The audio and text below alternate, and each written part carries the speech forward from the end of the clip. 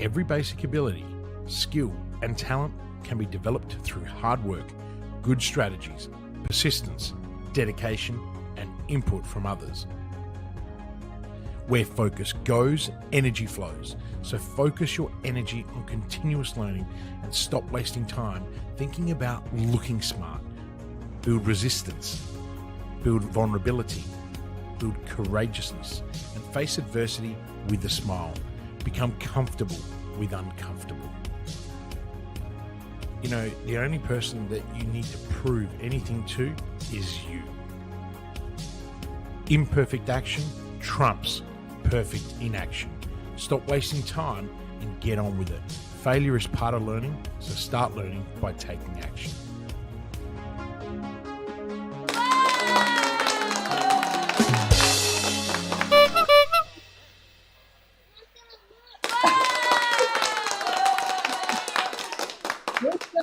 Welcome to the hot seat. It is Tuesday and you are in Sydney Airport. How are you going?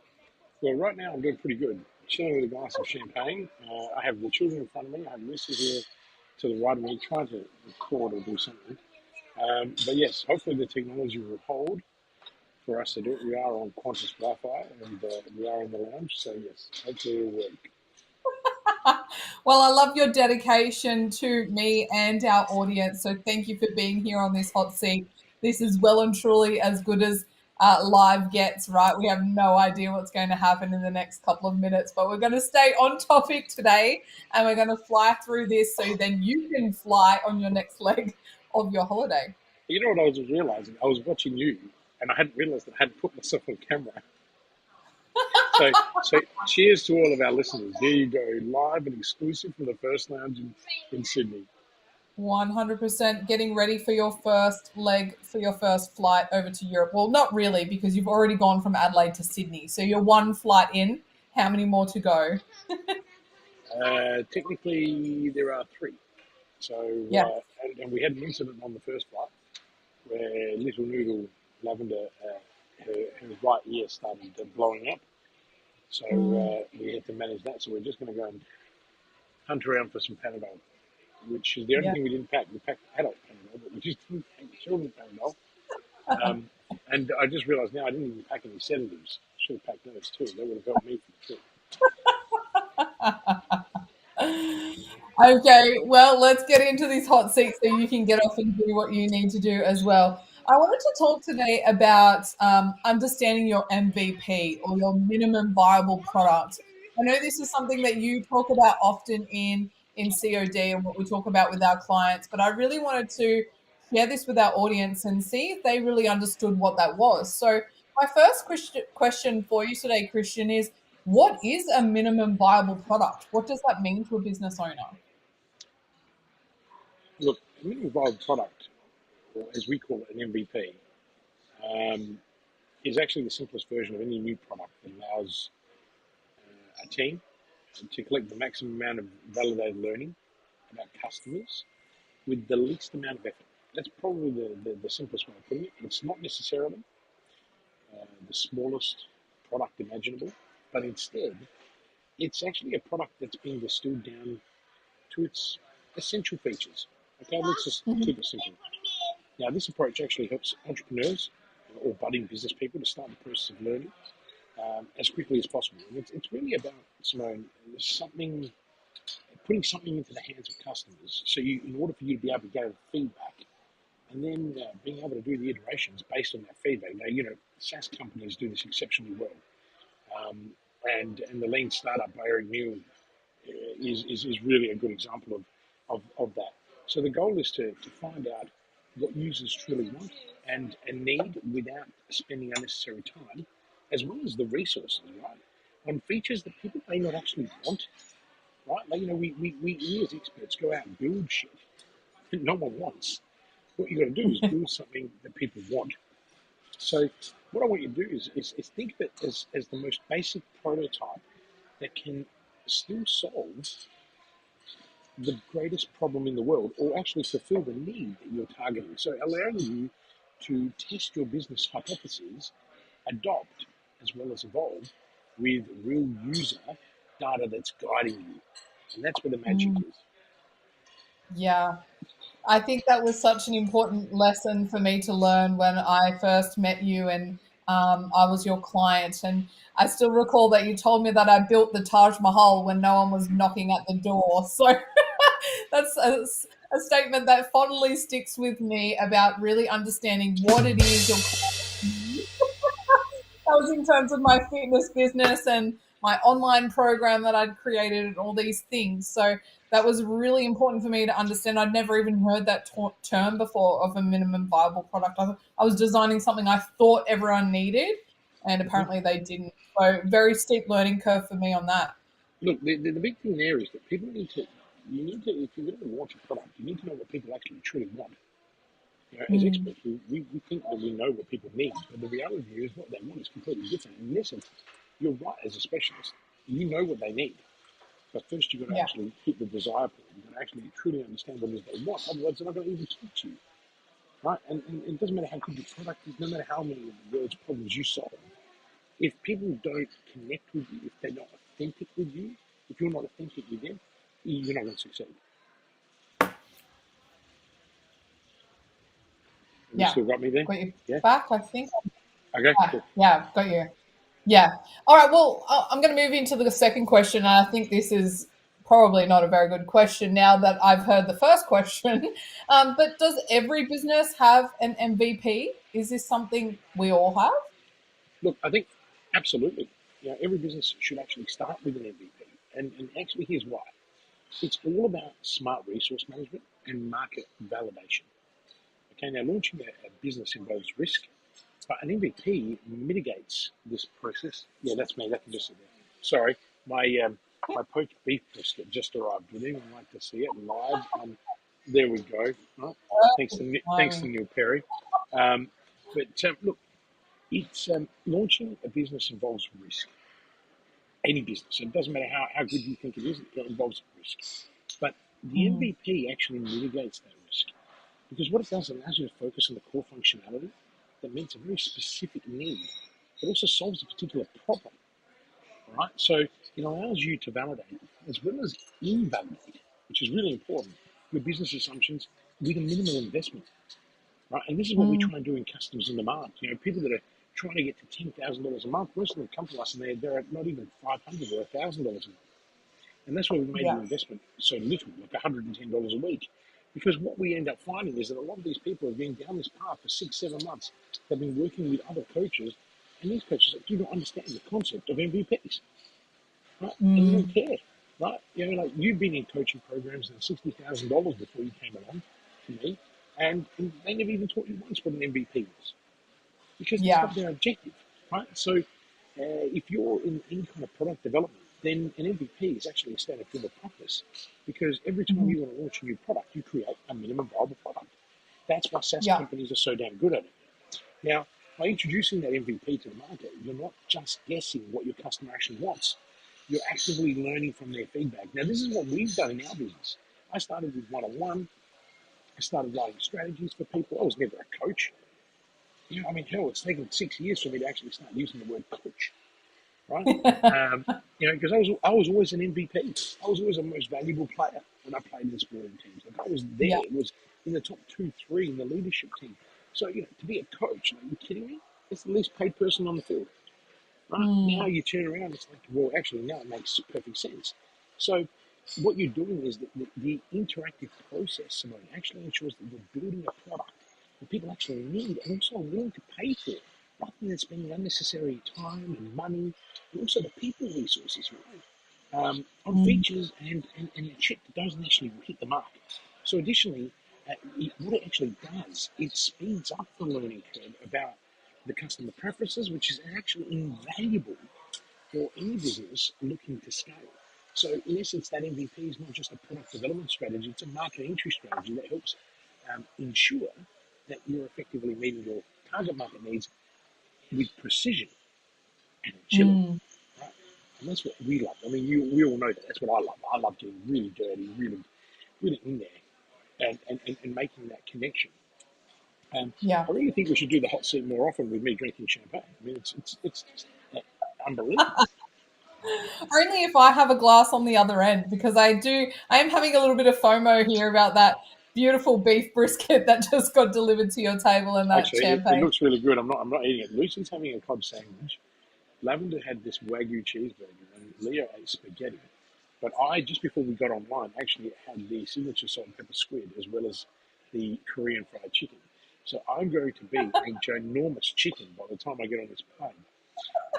So I think Lucy's having cocktails, right? And we managed to get Lucy a 20-minute spa session. So she's come out and she's all red in the Oh, face. It's quite funny.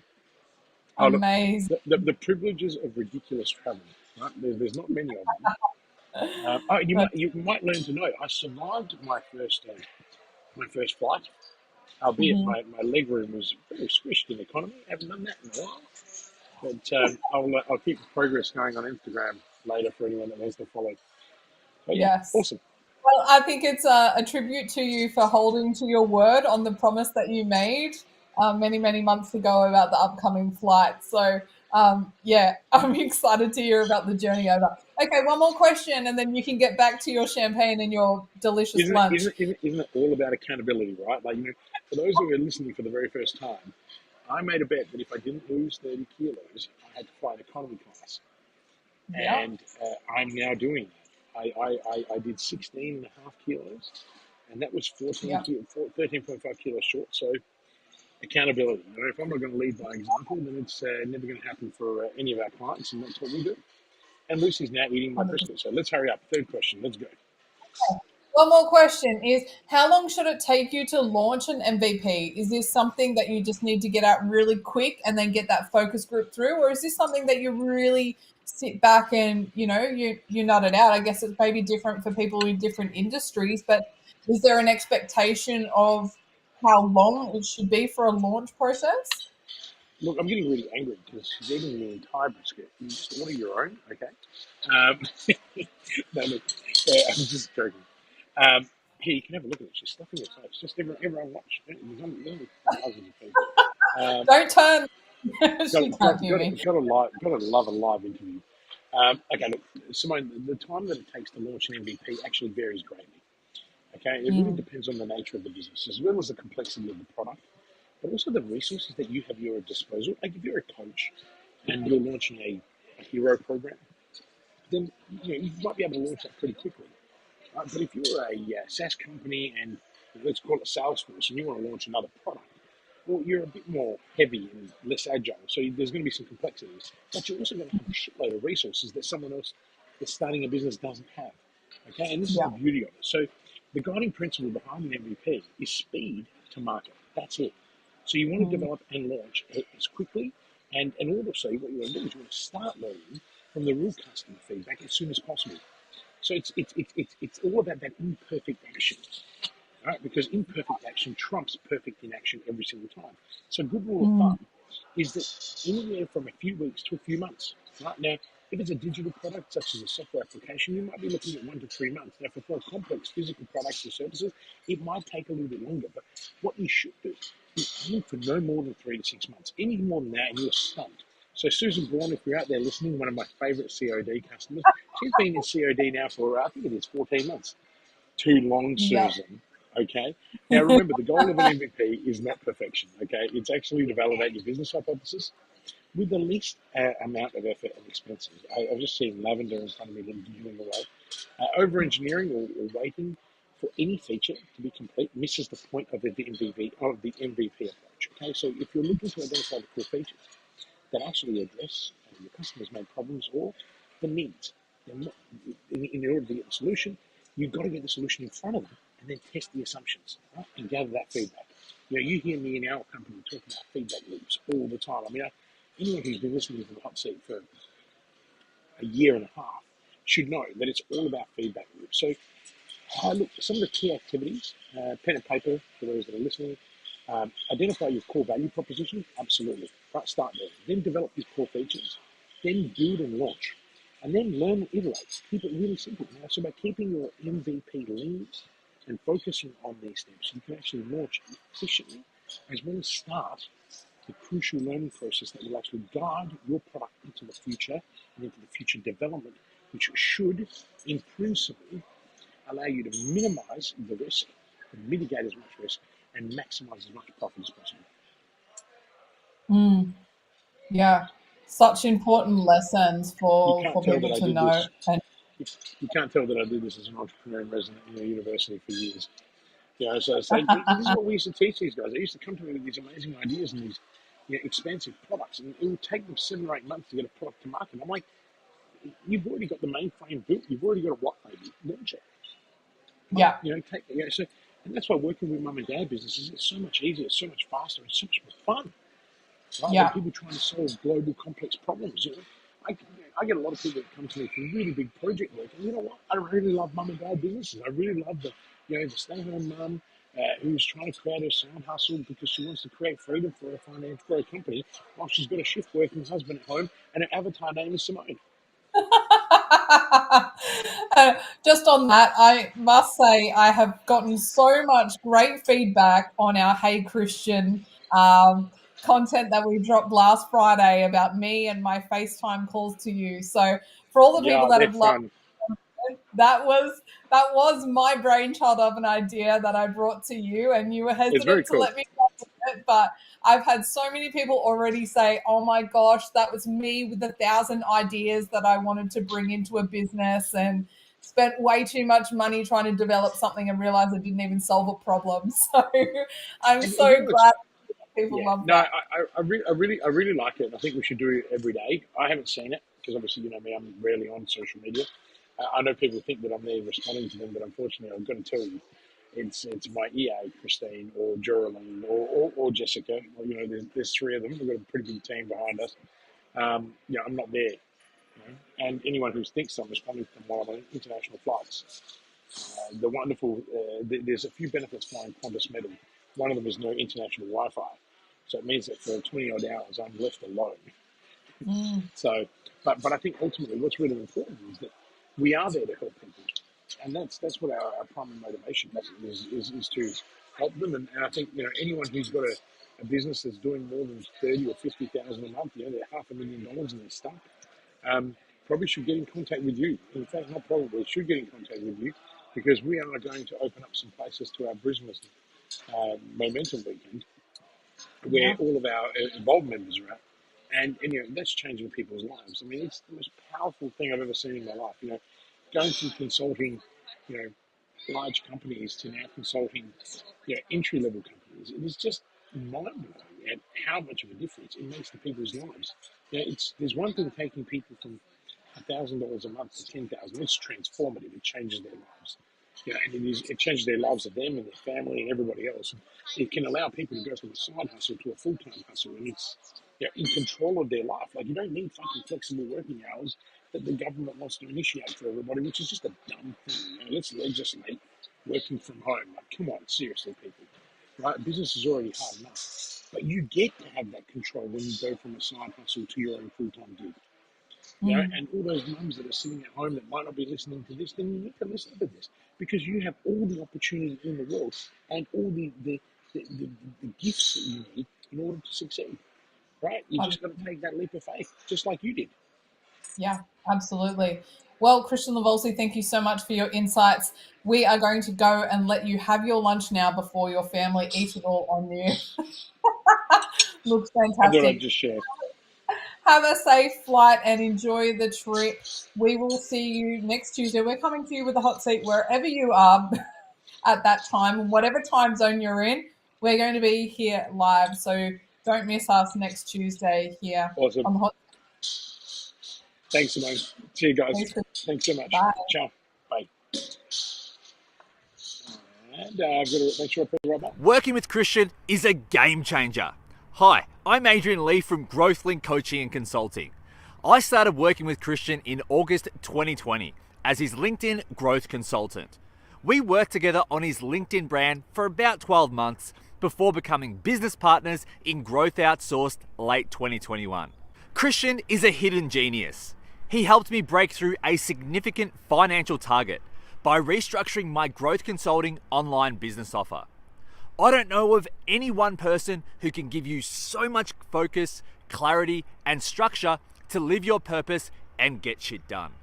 He holds you accountable to your words and gives you the tough love when you need it.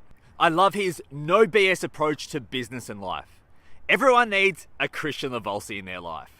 Do whatever you have to work with Christian. This is just the beginning for us, and I am super pumped to continue growing together. Thanks again, Christian.